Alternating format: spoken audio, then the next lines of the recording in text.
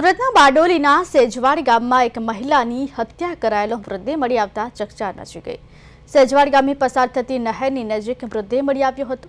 બારડોલી ગ્રામ્ય પોલીસ તેમજ જિલ્લા એલસીબી પોલીસ દ્વારા તપાસ કરવામાં આવી રહી છે। ઘટનાને લઈ જિલ્લા પોલીસ અધિક્ષકે સ્થળની મુલાકાત લીધી હતી। ગળાના ભાગે બોથડ પદાર્થ મારફતે હુમલો કરી મહિલાની હત્યા કરાઈ હોવાની આશંકા છે। મૃતક મહિલા કોણ છે તેની ઓળખ હજુ સુધી થઈ નથી। બારડોલી રૂરलનું જે સેજવાડ ગામ છે ત્યાં કાકરાપાર ડાબા કાંઠા કેનલની બાજુમાં ખેતરોમાં જવાનો એક રસ્તો છે, અવાવરૂ જગ્યા છે અને એ જગ્યાએ એક અજાણી મહિલાની લાશ ગઈકાલે મળેલી, જેમાં ગામના એક નાગરિકે પીઆઈને વાત કરતા પીઆઈ જે લોકલ પીઆઈ છે એ અમારી એલસીબી એસઓજીની ટીમ તમામ લોકો તાત્કાલિક અહીંયા પહોંચેલા અને જે મહિલા છે એને ઓળખ કરવાનો પ્રયત્ન કરેલા, પરંતુ અત્યાર સુધી મહિલાની ઓળખ થઈ શકેલ નથી। આજુબાજુના ગામમાં પણ અમે આ પ્રકારના મેસેજ આપેલા છે।